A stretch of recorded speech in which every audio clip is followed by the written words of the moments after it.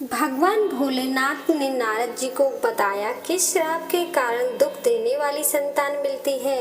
कुछ समय पहले की बात है। एक दिन नारद जी कैलाश पर्वत पर भगवान शिव के पास पहुँचे। उन्हें भगवान शिव को प्रणाम किया और कहा, हे देवों के देव महादेव, आज जब मैं पृथ्वी लोक का भ्रमण कर रहा था तब मैंने देखा कि हर मनुष्य की दूसरी संतान अपने ही माता पिता को दुख दे रही है और उनकी आज्ञा का पालन नहीं कर रही है तथा उन्हें घर से बाहर तक निकाल रही है।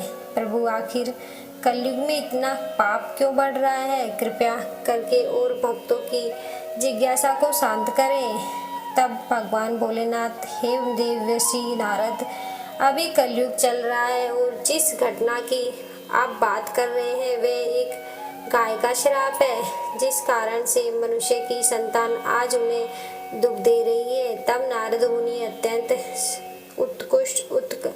उत्सुकता से कहते हैं, भोलेनाथ, वह कौन सा श्राप है और क्यों दिया एक गाय ने मनुष्य को श्राप? तब मित्रों भगवान शिव कहते हैं, हे नारद, आज मैं आपकी सारी शंका को दूर करता हूँ, किंतु आपको इस कथा को ध्यान से सुनना होगा और मानव जाति के कल्याण हेतु इसका प्रचार करना होगा। जो भी स्त्री तथा पुरुष इस कथा का श्रवण करेगा उसके सारे पाप नष्ट हो जाएंगे और उसे मुक्ति मिल जाएगी और उन पर मेरी कृपा दृष्टि सदैव बनी रहेगी। फिर मित्रों नारद मुनि कहते हैं, हे प्रभु, मैं ऐसा ही करूँगा। मेरा सौभाग्य है जो इस कथा का श्रवण करने का अवसर आज मुझे मिला है। दोस्तों, भोलेनाथ कहते हैं, हे नारद, इस विषय में हम तुम्हें एक प्राचीन कथा सुनाते हैं, तुम ध्यान से सुनो।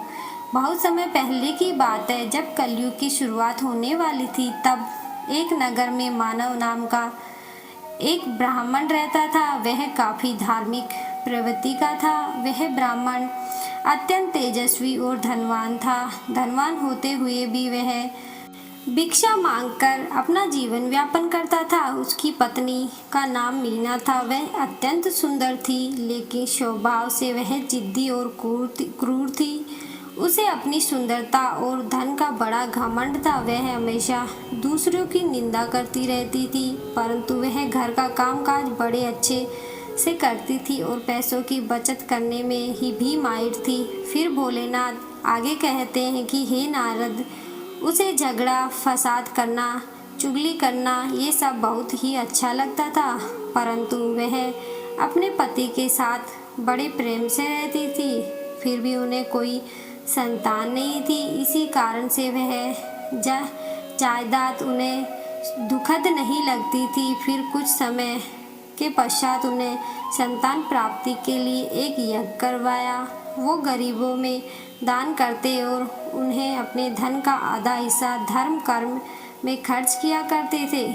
इसके बावजूद भी उन्हें कोई संतान नहीं हुई। इस वजह से ब्राह्मण अत्यंत दुखी हुआ और एक दिन वह घर छोड़कर वन में चला गया। वन में चलते चलते उसे दोपहर के समय बड़ी जोर से प्यास लगी। प्यास बुझाने के लिए वह एक नदी के पास आ गया और वहां से जल पीकर एक पेड़ की छांव में बैठ गया। दोस्तों, वह बहुत ही उदास और परेशान था। संतान न होने की चिंता के कारण उसका शरीर बहुत कमजोर और बेजान हो गया था। ऐसा मालूम पड़ रहा था कि उसके अंदर प्राण ही नहीं बचे। फिर भोलेनाथ कहते हैं, हे नारद, उस ब्राह्मण की पूजा पाठ और ईश्वर भक्ति को देखकर स्वयं विष्णु भगवान एक साधु का रूप धारण करके ब्राह्मण के पास उस वन में पहुँचे। उसने अपने सामने उस साधु को देखकर वह ब्राह्मण उनको प्रणाम करके उनके सामने खड़ा हो गया। तब उन साधु ने कहा, हे ब्राह्मण, तुम इतने कमजोर और दुखी क्यों हो? तुम्हें किस बात की चिंता सता रही है? तब ब्राह्मण ने कहा, साधु बाबा, मेरी कोई संतान नहीं है। मैंने इतना धर्म पुण्य किया, फिर भी मुझे संतान प्राप्ति नहीं हुई। अब मैं हताश निराश होकर इस नदी में डूबकर अपने प्राण देने आया हूँ। इतना कहते ही वह ब्राह्मण साधु बाबा सामने फूट फूट कर रोने लगा। साधु का हृदय भर गया और उन्हें उस ब्राह्मण के माथे की लकीर पड़ी और कहा कि हे ब्राह्मण, मैंने तुम्हारा प्रारब्ध देखा है, उसमें मालूम पड़ा है कि 7 जन्मों तक तुम्हारी कोई संतान किसी भी प्रकार से नहीं हो सकती। अब तुम संतान का मोह छोड़ दो, क्योंकि यह महान अज्ञान है। देखो, कर्म की गति बड़ी प्रबल है। अब तुम विवेक और आश्रय लेकर संसार की वासना त्याग दो। पूर्व काल में संतान के कारण ही राजा सगर और अंग को दुख भोगना पड़ा, इसलिए अब तुम कुटुंब की आशा छोड़ दो, इसी में तुम्हारी भलाई है। तब ब्राह्मण कहता है, साधु बाबा, विवेक से क्या होगा? मुझे नहीं पता, मुझे तो बस संतान चाहिए, नहीं तो मैं आपके सामने ही अपने प्राण त्याग दूंगा। फिर साधु बाबा ने कहा, देखो, विधाता का लिखा मिटाने की कोशिश मत करो। दोस्तों, साधु बाबा ने उसे बहुत समझाया, लेकिन वो नहीं माना। उसने अपनी जिद नहीं छोड़ी। थक हार कर साधु बाबा ने उसे ब्राह्मण को एक चमत्कारिक फल दिया और कहा कि इस फल को अपनी पत्नी को खिला देना, और हाँ, अपनी पत्नी से कहना कि वे अच्छे कार्यों में अपना समय लगाए। वो फल पाकर ब्राह्मण अब बड़ा ही खुश हुआ और अपने घर को लौट चला। घर पहुंचकर उसने अपनी पत्नी को फल दिया और समझाया कि अच्छे कर्म ही करना। पर दोस्तों, उसकी पत्नी तो कुटिल स्वभाव की थी। उसने अपने मन में सोचा कि इस फल को खाने से मैं गर्भवती हो जाऊंगी और फिर मुझे प्रसव का कष्ट सहना पड़ेगा। इस कारण उसने काफ़ी सोच विचार किया और उस फल को खाने के बजाय छुपाकर रख दिया। फिर एक दिन उसकी बहन उससे मिलने उसके घर आई। तब उसे ब्राह्मण की पत्नी ने अपनी बहन को सारी बात बतलाई और कहा कि बहन, मुझे बहुत डर लगता है। अगर मेरे पति को यह बात पता चल गई तो मैं क्या उत्तर दूंगी। बहन, मुझे इस बात की चिंता दिन रात सता रही है, तुम ही कुछ उपाय सुझाओ। तब उसकी बहन ने कहा, दीदी, तुम चिंता मत करो, मैं भी तो गर्भवती हूँ। मैं तुम्हें अपने बच्चे दे दूंगी। तुम एक गर्भवती स्त्री की भांति घर में छुपकर मौज से रहो, और हाँ, तुम मेरे पति को खूब सारा धन देना, तो वह भी इस बात के लिए राजी हो जाएंगे और लोगों में भी यह खबर फैला देंगे कि बच्चा गर्भ में ही मर गया। मैं प्रतिदिन तुम्हारे घर आकर बच्चे का पालन पोषण करती रहूंगी। तुम इस समय फल की परीक्षा लेने के लिए इसे तुम्हारी गाय को खिला दो। ब्राह्मण की पत्नी को यह बात ठीक लगी। उस कुटिल स्वभाव की औरत ने वैसा ही किया। समय आने पर उसकी बहन को एक पुत्र हुआ। बच्चे के पिता ने बालक को लाकर एकांत में ब्राह्मण की पत्नी को दे दिया। फिर ब्राह्मणी ने ब्राह्मण को बताया कि हमें पुत्र की प्राप्ति हुई है और कोई भी कष्ट नहीं हुआ। ब्राह्मण यह बात सुनकर बड़ा प्रसन्न हुआ। ब्राह्मण ने खूब धूमधाम से मांगलिक कार्यक्रम किए और खूब दान किया। सब कार्यक्रम खत्म होने के बाद ब्राह्मण की पत्नी ने उससे अकेले में कहा कि मुझे दूध नहीं उतर रहा, मैं बच्चे का लालन पालन कैसे करूँगी।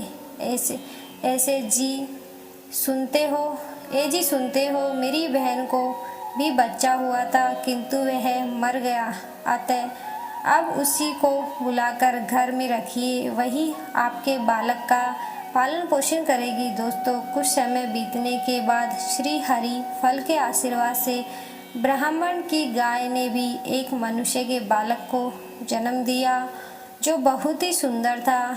यह आश्चर्य का समाचार सुनकर सब गांव वाले उसे देखने के लिए आने लगे और आपस में कहने लगे, देखो भाई, इस मानव का कैसा भाग्य उदय हुआ है कि कितने आश्चर्य की बात है कि एक गाय के पेट में से भी देवता समान पुत्र बालक उत्पन्न हुआ है। किंतु देव योग से किसी को भी इस गुप्त रहस्य का पता न लगा।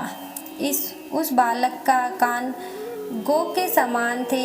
यह देखकर मानव ने उसका नाम गोकर्ण रख दिया। फिर भोलेनाथ कहते हैं कि हे नारद, एक दिन की बात है जब मानव कहीं बाहर गया था और ब्राह्मणी की बहन बीमार पड़ गई थी, इसलिए उसे ही दोनों बालकों को संभालना पड़ा था। तभी उसने अपनी गाय का दूध निकाला और केवल अपने ही पुत्र को दिया और गोकर्ण को नहीं दिया, तथा वह हमेशा उससे द्वेष करती, उसे बहुत मारती पीटती थी। फिर उसी दिन उसके मन में विचार आया कि आज घर पर कोई नहीं है, यही सही मौका है कि इस गाय के बच्चे को ठिकाने लगाने का, क्योंकि भविष्य में गोकर्ण भी उनकी जायदाद का वारिस बनने वाला था। इसलिए उसके कुटिल मन में यह विचार आया कि आज इसमें जहर देकर मार देती हूँ। दोस्तों, तब वे दोनों ही बालक मात्र 6 महीने के थे। ब्राह्मणी ने जल्दी से उसी गाय का दूध निकाला और उसमें जहर मिलाकर गोकर्ण को पिला दिया, किंतु वह तो स्वयं श्री हरि का आशीर्वाद था, इसलिए वह जहर से तड़पते हुए भी रेंगता हुआ अपनी माँ के पास जा पहुँचा। फिर भोलेनाथ कहते हैं, हे नारद, वह गाय अपने पुत्र की यह दशा देखकर अत्यंत दुखी हुई और उसने भगवान श्री हरि का स्मरण किया और अपने पुत्र की जान बचाने की गुहार लगाई। उसी समय श्री हरि ने अपने तेज से उस बालक को ठीक कर दिया और वह बालक अपनी माँ का दूध पीने लगा। फिर क्रोध में आकर उस गाय ने ब्राह्मणी के अपराधों को देखते हुए उसे श्राप दिया और कहा, हे ईश्वर, अगर मैं सत्यवादी हूँ तो इस संसार को साक्षी मानते हुए समस्त स्त्री जाति को यह श्राप देती हूँ कि अगर कोई भी स्त्री अपने या पराये बच्चे में भेदभाव करती है या दूसरों के बच्चों को पीड़ा देती है तो उनके भी बच्चे उन्हें कष्ट देंगे। जब उन्हें सहारे की सबसे ज़्यादा ज़रूरत होगी तब उनके बच्चे उनका साथ छोड़ जाएंगे। ये मेरा श्राप है। फिर भोलेनाथ कहते हैं कि हे नारद जी, कुछ समय बाद वे दोनों ही बालक जवान हो गए। उनमें से गोकर्ण तो पंडित और ज्ञानी हुआ, परंतु ब्राह्मणी का पुत्र दुष्ट निकला। वह अत्यंत क्रोधित और क्रूर बन गया और बुरी संगत में रहता था और एक वेश्या के चक्कर में पड़कर अपना सारा धन नष्ट कर दिया। एक दिन तो गुस्से में आकर उसने अपने माता पिता को खूब पीटा। अब वह ब्राह्मण धनहीन हो जाने के कारण फूट फूट कर रोता था और कहता था कि बिना पुत्र के ही मैं ठीक था, कुपुत्र बड़ा ही दुखदायी होता है। अब मैं कहाँ जाऊँ, क्या करूँ, मुझे तो बड़ा ही भारी कष्ट आ पड़ा है। अब तो मैं अपने प्राण त्याग देना चाहता हूँ। फिर भोलेनाथ कहते हैं, नारद, उसी समय गोकर्ण वहाँ आ जाता है और ब्राह्मण को गोराय का महत्व समझाने लगता है। वह कहता है, इस संसार में कुछ भी साथ नहीं है, दुख ही इसका स्वरूप है। यह जीवों को मोह में डालने वाला है। भला यहाँ कौन किसका पुत्र है और कौन किसका धन। जो आसक्त होता है उसे ही रात दिन जलना पड़ता है। वीडियो अच्छी लगी हो तो वीडियो को लाइक करें, चैनल को सब्सक्राइब जरूर करें। धन्यवाद।